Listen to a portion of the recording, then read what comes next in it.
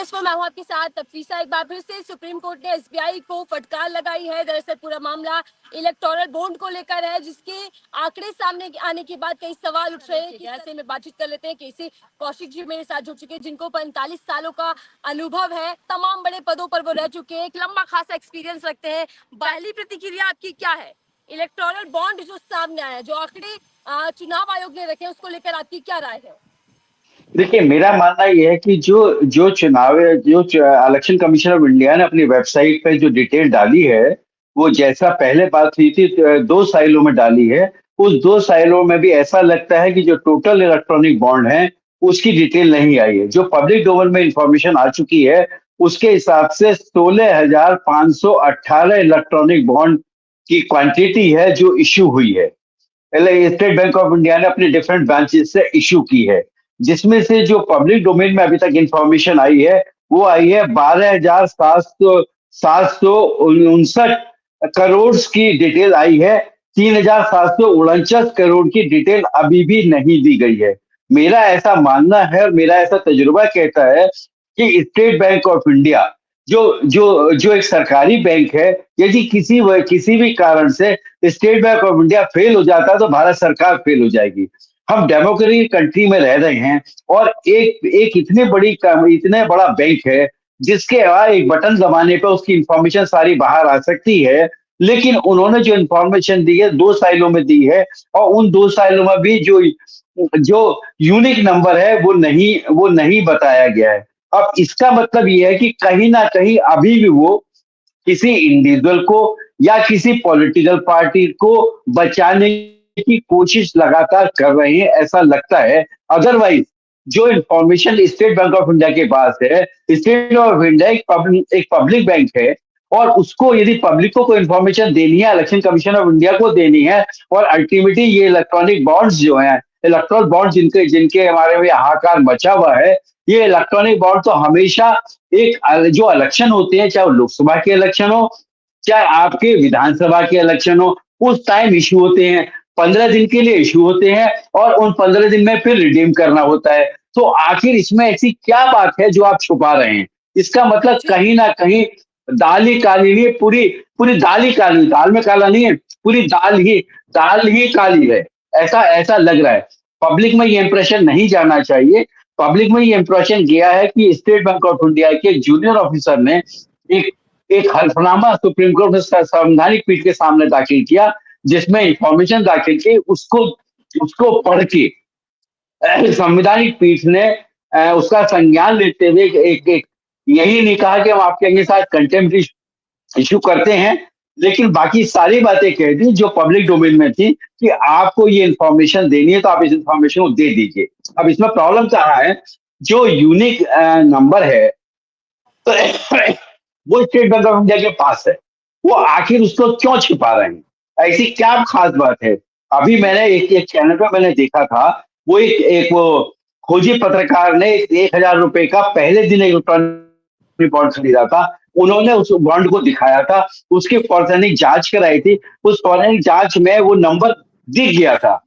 तो ये जो नंबर है, ये आप बैलेट जो टॉर्च होती है उसका नेगेटिव आई से देखे तो उससे भी देखा जा सकता है।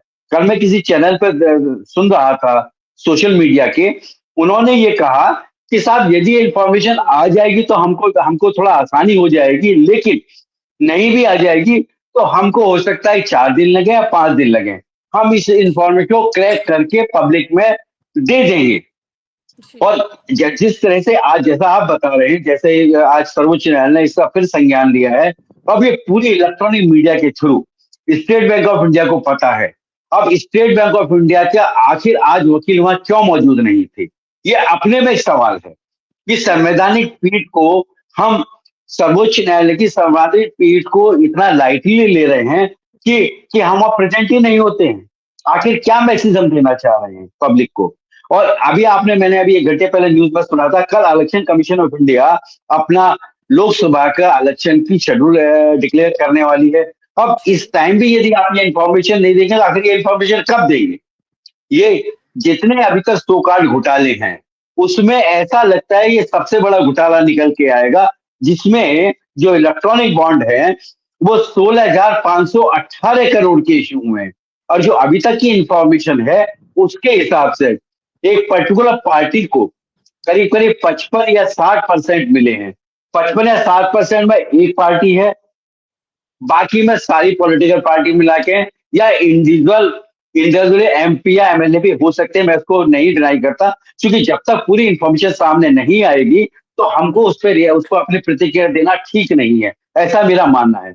लेकिन मेरा आपके चैनल के द्वारा स्टेट बैंक ऑफ इंडिया से ये अनुरोध है कि वो एक रेस्पॉन्सिबल पोजीशन है, एक अच्छा बैंक है, भारत सरकार का बैंक है, उनको किसी भी प्रेशर में ना आके, कल से तो वैसे भी आचार संहिता लग जाए तो वो डर किस बात का है। उनको उनको पब्लिक डोमेन की जो चीजें पब्लिक डोमेन में देनी चाहिए। आखिर जो जो अभी तक हम सुनते आ रहे हैं कि 3,749 करोड़ की तो इंफॉर्मेशन उन्होंने अब भी साझा नहीं करी है। हम्म, और जैसे अभी मैं किसी सोशल मीडिया के प्लेटफॉर्म पर देख रहा था, एक अलार्मिंग अलार्मिंग कंपनी आती है, जो गेमिंग कंपनी है, उसने 13,000 से ज्यादा 13,000 से ज्यादा 1300 से ज्यादा 13,000 से ज्यादा के आपके इलेक्ट्रॉनिक बोर्ड खरीदे हैं। अब वो आगे दिए हैं, तो किसको दिए हैं, ये आने में क्या दिक्कत है? आप उसको मैचिंग क्यों नहीं कर सकते? इतनी एडवांस टेक्नोलॉजी है क्या? लोगों ने जितनी information election commission of India की वेबसाइट पर डली है कल, उसके हिसाब से काफी इंफॉर्मेशन आज बाहर आ गई है। तो आखिर आप क्यों नहीं देना चाहते? तो हमारा मेरा तो आपके आपके द्वारा यही कहना स्टेट बैंक गवर्नमेंट से अनुरोध है कि आप एक भारत के एक स्टेट बैंक है, जो एक एक डेमोक्रेटिक कंट्री का इतना बड़ा पब्लिक सेक्टर बैंक है, तो आपको पब्लिक डोमेन में की जो चीजें हैं वो आपको मुहैया करानी चाहिए। ये जो यूनिक नंबर है इसको आप हाइड नहीं करना चाहिए, बल्कि आपको जब मंडे में मैटर लगा है, आपको सोमोटो संविधानिक पीठ के सामने जाकर खुद ही कहना चाहिए कि सब हमने इंफॉर्मेशन कंपाइल कर ली है कि इतने इलेक्ट्रॉनिक बोर्ड हमने इशू किए थे, इतने हमने इन्हीं पॉलिटिकल पार्टी ने हमसे हमसे रिडीम कराए हैं, बाकी हमने पीएम रिलीफ फंड में दे दिए हैं। और यदि पीएम रिलीफ फंड में भी दे दिए तो वही पब्लिक डोमेन में आना चाहिए। ये आखिर हम चीजों को छुपा क्यों रहे हैं, ये मेरे समझ में नहीं आता जी। जी जी कौशिक जी, मैं आपसे यही समझना चाहूंगी, सुप्रीम कोर्ट हम्म। फटकार लगाता है तब आंकड़े सामने आते हैं और आंकड़े अधूरे सामने आते हैं। पूरे आंकड़े अभी भी सामने नहीं आए। एक बार फिर से सुप्रीम कोर्ट फटकार लगा रहा है, कह रहा है कि सोमवार तक तमाम आंकड़े, जो जरूरी जानकारी है, वो मुहैया कराई जाए। ऐसे में सवाल ये सर कि आखिर एसबीआई क्या छुपाना चाहता है या फिर किसको बचाना चाहता है? सीधे तौर पर अगर मैं आपसे समझना चाहूँ, पीछे का राज क्या है जो अभी खुलना बाकी है? देखिए, जिस हिसाब से इंफॉर्मेशन इस टाइम बाहर आ रही है, उसके हिसाब से स्टेट बैंक ऑफ इंडिया जो रूलिंग पार्टी है, ऐसा लगता है कि उसको छुपाने उसके उसको जो उस पार्टी को जो क्या नाम है, ये इलेक्ट्रॉनिक बोर्ड दिए गए हैं, शायद कहीं ना कहीं उसको छुपाने की कोशिश कर रही है, ऐसा लगता है अप्रेंटली। अब वो हकीकत तो तब पता लगी जब स्टेट बैंक ऑफ इंडिया अपनी पूरी इंफॉर्मेशन पब्लिक डोमेन में दे दे। क्योंकि बेसिक बात यह है कि इसको कोई डिनाई नहीं कर रहा है कि स्टेट बैंक ऑफ इंडिया ने 16,518 करोड़ के इलेक्ट्रॉनिक बॉन्ड डिफरेंट अपनी ब्रांचेस से इशू किए हैं। और उनके पास सबका केवाईसी है, जिन्होंने उसको खरीदा है उनके पास सबका यूनिक नंबर मौजूद है, और उनके पास वो ये भी इंफॉर्मेशन है कि उसमें से कितने किस किस पॉलिटिकल पार्टी ने रिडीम किए हैं या किसी इंडिविजुअल ने रिडीम किए हैं। तो ये इंफॉर्मेशन जो पब्लिक डोमेन की चीजें पब्लिक डोमेन में देना चाहिए। कहीं ना कहीं ऐसा लगता है कि उनके पास कोई ऐसा दबाव है जिसकी वजह से जो स्टेट बैंक के चेयरमैन एंड मैनेजिंग डायरेक्टर है वो प्रेशर में है और वो इंफॉर्मेशन जानबूझ के नहीं दे पा रहे हैं, ऐसा लगता है। कुछ ऐसी हेलो। कंपनियां भी शामिल हैं जिन्होंने चुनावी चंदा दिया है, जो गैर कानूनी है, जो सट्टा चलाती है, ऐसी कंपनियां भी सामने आई हैं। सर, क्या ये सोची समझी साजिश के तहत ये सब कुछ किया जा रहा था पिछले 5 सालों के भीतर, अगर मैं समझना चाहूँ? देखिए, अपेरेंटली तो यही लगता है कि सबसे बड़ा सबसे जो टॉप लिस्ट में आ रहा है वो 13,506 समथिंग की फिगर है, जो गेमिंग कंपनी देनी है, जबकि गेमिंग हिंदुस्तान में बाई एंड लार्ज अलाउ नहीं है। वो कंपनी देती है। जो जो फिगर आजकल फिल्टर होकर इंफॉर्मेशन आ रही है, उसमें भी जब उनके यहाँ रेड होती है, रेड के बाद वो इलेक्ट्रॉनिक बॉन्ड परचेज करते हैं, फिर वो किसको देते हैं किसको नहीं देते हैं, वो वो वो उनकी जांच ठंडे बस्ते में चली जाती है। तो ये बड़ी अपने में मतलब एक अहम मुद्दे हैं जो पब्लिक डोमेन में है, जो पब्लिक को समझना पड़ेगा इस बात को। जी जी, सर, चुनावी चंदे में टॉप पर बीजेपी है, सबसे आगे, जी। जिसको सबसे ज्यादा चंदा मिला है। तो क्या लगता है कि बीजेपी कहीं ना कहीं 2024 के चुनावों में फंस जाएगी? चुनाव पर क्या प्रभाव पड़ने वाला है इन आंकड़ों का? देखिए, ये तो पॉलिटिकल पार्टी एक दूसरे के बारे में एक दूसरे पे जो है ना छींटाकशी करेंगे, मेरा करना ठीक नहीं बनता है, लेकिन ऐसा जो डेटाज है उसमें जो पब्लिक डोमेन में इंफॉर्मेशन है, इलेक्ट्रॉनिक बॉन्ड जितने भी इशू हुए हैं उसमें से करीब 55 या 60% जो आज की डेट में भारत सरकार में जो रूलिंग पार्टी है उनको दिए गए हैं। यदि अपोजिशन पार्टी इसको मुद्दा बनाती है तो जो रूलिंग पार्टी है उसको अपने को डिफेंड करना मुश्किल होगा, ऐसा मेरा मानना है। वो मुश्किल कैसा होगा?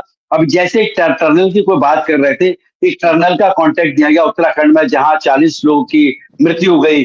तो ऐसे से बहुत सारी इंफॉर्मेशन आ रही है कि ये ये ये कहा जाता है कि साहब शेल कंपनी हम अलाउ नहीं करते हैं, लेकिन शेल कंपनी में तो ज्यादातर तो शेल कंपनी है, इसमें गेमिंग कंपनी है, शेल कंपनी है, और मेधा जैसा सर, लोग कह मेधा रहे हैं इंजीनियरिंग। मेरा इंजीनियरिंग है, मेरा इंजीनियरिंग को सॉरी, ये कहा जाता है कि 14,114 करोड़ का कॉन्ट्रैक्ट दिया गया है। जब उन्होंने इलेक्टोरल बॉन्ड दिए तो उसको उसके उसके रिवार्ड के बेसिस पे उनको इतना बड़ा कॉन्ट्रैक्ट दिया गया है। यदि जी इन सर। चीजों को कोरिलेट करेंगे आप तो कहीं ना कहीं ये बात नजर आएगी, ये क्विड प्रो क्वो केस है कि आपने चंदा दिया है, उस चंदे के अगेंस्ट आपको बेनिफिट मिला है। यदि जी इनको लिंक करेंगे तो यही ना कहीं इसमें इस बात की गंध आ रही है कि स्टेट बैंक ऑफ इंडिया इसी वजह से ये सारी इंफॉर्मेशन नहीं दे रही है, या दे रही है तो आधी जी अधूरी दे रही है।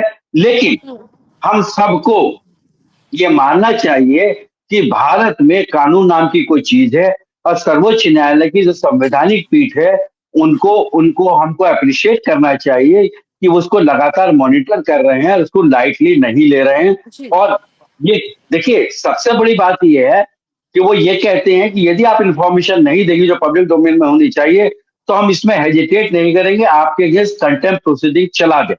लेकिन अभी तक जी चला ही नहीं है। देखिए, बेसिक बात ये है कि कंटेम्प्ट में होल्ड करना तो होल्ड हो सकते हैं, अपरेंटली कोई दिक्कत नहीं है, लेकिन हर एक इंस्टीट्यूशन को अपनी अपनी गरिमा बनानी रखनी चाहिए। जब जी संवैधानिक पीठ बार बार कह रही है कि पब्लिक डोमेन की चीजें आप पब्लिक डोमेन में दे दीजिए, तो आखिर आप क्यों छिपा रहे हैं? और लगातार अब ये छिपाते रहेंगे तो संवैधानिक पीठ भी कब तक संयम रखेगी? उनको भी हाथ को डिसीजन लेना ही पड़ेगा, ऐसा मेरा मानना जी कौशिक जी, एक है। जी, सवाल जो लगातार अब सुर्खियों में आ रहा है। देखिए, कल ही जी, सामने डेटा आया है और कल आचार हम्म, संहिता भी लग जाएगी। इसे संयोग समझा जी। जाए या फिर प्रयोग समझा जाए? देखिए, इसको संयोग तो इसलिए संयोग या प्रयोग जो भी हम वर्ड यूज करना चाहें, इसको ये समझना चाहिए कि यदि इसको इस इन हालात को बचाना था तो जी स्टेट बैंक ऑफ इंडिया पे जो भी लोग प्रेशर डाल रहे थे वो इसको प्रेशर ना डाल के उनको ये कहते कि 15 फरवरी को जब संवैधानिक पीठ ने सर्वोच्च न्यायालय के निर्णय दे दिया है, उस निर्णय जी की गरिमा रखते हुए हमको जो भी उसमें इंफॉर्मेशन चाहिए गई है वो इंफॉर्मेशन हमको पब्लिक डोमेन में डाल देनी चाहिए।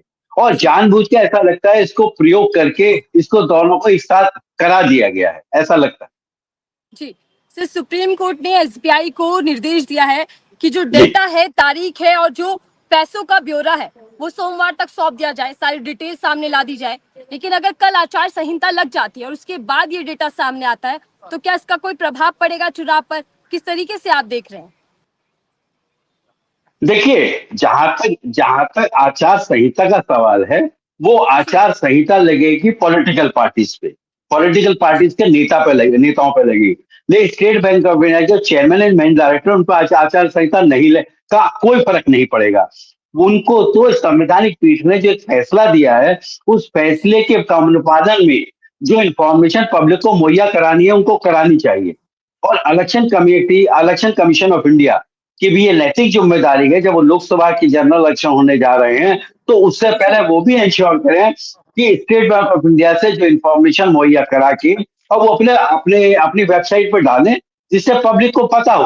आपको पता होगा कि पहले जो मेंबर ऑफ पार्लियामेंट का इलेक्शन लड़ते थे या विधानसभा का इलेक्शन लड़ते थे, तो उनको अपने क्रिमिनल केसेस की हिस्ट्री नहीं देनी होती थी। सुप्रीम कोर्ट का एक निर्णय आया, उस निर्णय के बाद में वो एफिडेविट में 26A में अमेंडमेंट आया और फिर उसमें डिटेल दी गई कि आपके अगेंस्ट आखिर कितने मुकदमे पेंडिंग हैं। उन मुकदमों की आपको टोटल डिटेल देनी पड़ेगी, उनकी क्या स्टेज है वो देनी पड़ेगी। और उसमें दोनों पे कंडीशन इम्पोज करी थी। पॉलिटिकल पार्टीज पे तो ये करी है कि आपको बताना पड़ेगा कि आखिर आपने जिस व्यक्ति पर इतने सारे मुकदमे चल रहे हैं, आप उसी को क्या नाम है, आप अपना कैंडिडेट क्यों बना रहे हैं। दूसरे, आपको टोटल इलेक्शन पीरियड में 14 दिन में आपको 2 बार इलेक्ट्रॉनिक मीडिया पे आपको इंफॉर्मेशन देनी, इंडिविजुअल को देनी होती है और 2 लीडिंग न्यूज़पेपर में देनी होती है। बेसिक बात है, यदि मैं वोटर हूं, आप वोटर हैं और हमारे सामने कोई XYZ कोई कैंडिडेट है, वो MP है या MLA का कैंडिडेट है, तो उसकी जो क्रिमिनल हिस्ट्री है, उसकी जो एक्टिविटीज है, हमको जानने का अधिकार है। हम जिससे हम अपना वोट को एक्सरसाइज करते हुए हम सही तरह से निर्णय ले सकें।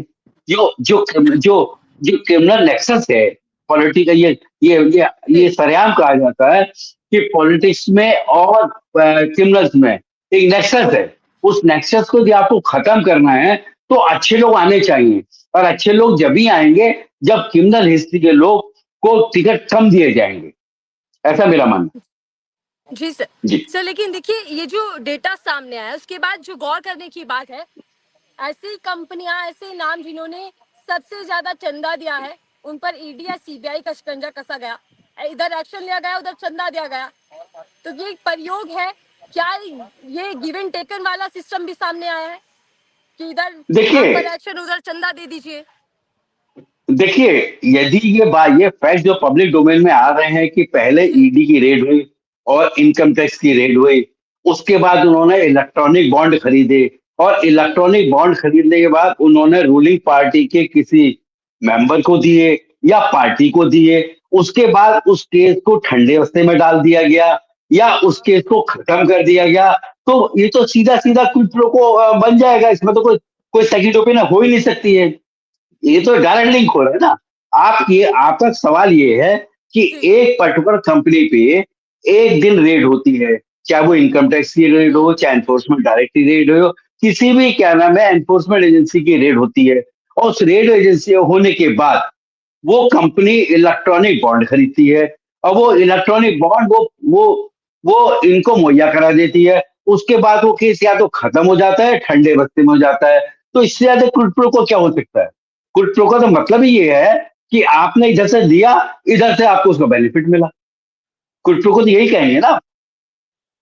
जी जी कौशिक जी, मैं आपसे आखिरी सवाल लेना चाहूंगी। अगर पूरा डेटा जी सामने आ जाता है जिस तरीके से सुप्रीम कोर्ट ने निर्देश दिए हैं, तो पूरा डेटा सामने आने के बाद आपकी क्या राय है कि क्या होगा आगे? और जिसको कहा जा रहा है कि आजाद भारत का सबसे बड़ा घोटाला है, तो क्या इस घोटाले के चलते सरकार भी गिर सकती है? तमाम सवाल हैं, इन सवालों पर आपकी राय क्या है? देखिए, जहां तक सरकार गिरने का सवाल है, वो तो ऑलरेडी इलेक्शन डिक्लेयर हो जाएंगे कल। तो इस टाइम सरकार गिरने का तो कोई इशू ही नहीं बचता है। इस टाइम तो चूंकि जनरल इलेक्शन कल डिक्लेयर हो जाएंगे। अभी क्या नाम है, आज इलेक्शन कमीशन ऑफ इंडिया ने अपनी वेबसाइट पर डाल दिया है कि कल वो 3 बजे जो है ना जनरल इलेक्शन का शेड्यूल डिक्लेयर करेंगे कि का इलेक्शन कैसे कैसे होगा, और कुछ विधानसभाओं का भी इलेक्शन होगा। तो यहाँ जब एक बार इलेक्शन डिक्लेयर होगा तो इसमें सरकार गिरने का तो कोई फर्क पड़ेगा नहीं। हाँ, लेकिन यदि नॉर्मल हालात होते तो इन केसेस पे सरकार निश्चित रूप से गिर जाती है। आपको ध्यान होगा बोफर्स जब हुआ था तो सरकार के बाद जितना बोफर्स का जितना टोटल वैल्यू थी, उससे ज्यादा तो यहाँ एक एक आदमी ने इलेक्ट्रॉनिक बोर्ड दिए।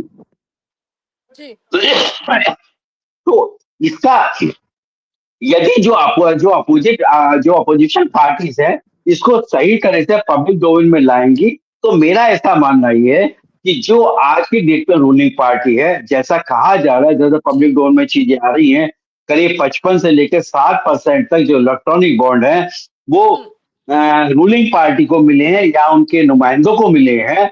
तो इसमें यदि अपोजिशन पार्टी इनको कुछ प्रोको को, जैसा पब्लिक डोमेन में कल से इंफॉर्मेशन आ रही है, कर रहे हैं, तो भारत का जो नागरिक काफी जागरूक हो चुका है और इसमें जो रूलिंग पार्टी है उनको जरूर परेशानी का सामना करना पड़ेगा, ऐसा मेरा मानना।